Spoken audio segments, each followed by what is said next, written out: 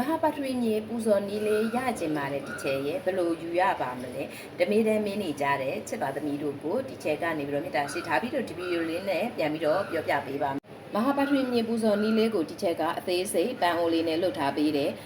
ကို့မှာကိုပိုင်အိမ်ချမ်းမြေမရှိဘူးတိုက်ခန်းလေးနဲ့ပဲနေရတယ်ဆိုတဲ့သူတွေကကြတော့ဗတင်းပေါက်မှာပန်းအိုလေးတစ်လုံးကိုချထားပြီးတော့ဒီလိုမျိုး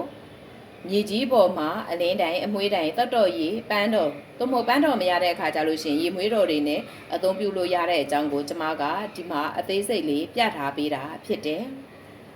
ဒါဆိုလို့ရှိရင်ဒီချဲမြေမရှိဘူးတိုက်ခန်းမှာပဲနေရတယ်နိုင်ငံရခြားရောက်နေတဲ့မျိုးစုံ comment မှာလာရေးတဲ့သူတွေဒီချဲကိုယ်တိုင်တိုက်ခန်းမှာနေတဲ့အခါဘယ်လိုပူဇော်လဲဆိုတာကိုဒီချဲပြပြီးပြီဖြစ်တဲ့အတွက်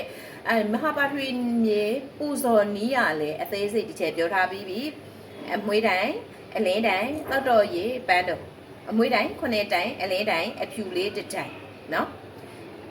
ဒီချဲကတော့လက်ဖွင့်ထားတာဖြစ်တဲ့အတွက်အဝါရောင်ဖြောင်းတိုင်လေးကိုသုံးလိုက်တာဖြစ်တယ်နော်ဒါဆိုလို့ရှိရင်ဒီလိုအသေးစိတ်လေးတွေကိုပြောပြီးပြီဆိုလို့ရှိရင်နံပါတ်1နပ်ပေးရပါတယ်နပ်မပေးဘဲနဲ့လုပ်လို့မရဘူးနံပါတ်2ကိုကနေပြီးတော့ကိုယ့်ရဲ့အပြစ်တွေကိုဝန်ချတောင်းပန်ရတယ်နံပါတ်3ကိုကအပြစ်တွေကိုနတ်တွေပေါ်မှာလည်းလှုပ်ထားတာရှိတယ်မိဘပေါ်မှာလှုပ်ထားတာလည်းရှိတယ်ဆရာသမားပေါ်မှာလှုပ်ထားတာလည်းရှိတယ်မိတ်ဆွေတငယ်ချင်းတွေပေါ်မှာလည်းလှုပ်ထားတာတွေရှိတယ်ကိုပုံစံမျိုးစုံနဲ့ကုညီဖြစ်စီပေးနေကြတဲ့တပည့်သားမြေကိုရဲ့လက်အောက်ငယ်သားတွေပေါ်မှာအပြစ်တွေပြုလုပ်ထားတာတွေလည်းရှိတယ်ကိုရဲ့ခေဘွန်တဲ့သားသမီးတွေပေါ်မှာလည်းခေဘွန်တဲ့မှာ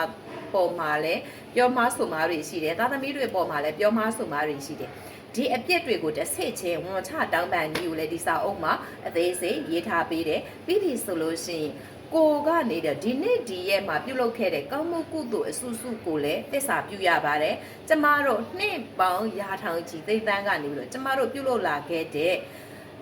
ဒါနဥစ္စာကုသိုလ်ရှိတယ်သီလဥစ္စာကုသိုလ်ရှိတယ်ဘာဝနာဥစ္စာကုသိုလ်ရှိတယ်ဒါတွေကိုလည်းကျမတို့ကဒီနေ့ကုသိုလ်နဲ့ပေါင်းပြီးတော့ဖိတ်ထားတဲ့နာမည်နဲ့ကောင်းတွေကိုကျမတို့ကသူတို့အတွက်အမျှပြန်ဝေပေးရပါတယ်အမျှဝေပြီးပြီဆိုလို့ရှိရင်ကျမတို့က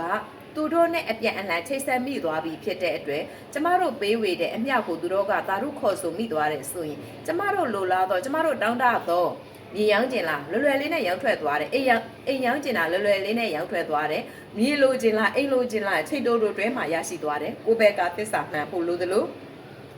ကိုလုံနေတဲ့အလုံးနဲ့ကိုရနိုင်ခွင့်ရှိတဲ့ပမာဏကိုသာတောင်းဆိုရပါမယ်ပြီးရင်မေတ္တာပို့ရမယ်အမျှဝေရမယ်နတ်တို့ကိုပြန်ပို့ရမယ်အသေးစိတ်မှာယူခြင်းနဲ့စာအုပ်လေးရပြီးတော့အသေးစိတ်အောင်မြင်ခြင်းနဲ့ဆိုလို့ရှိရင်တစ်ချက်စီကိုအ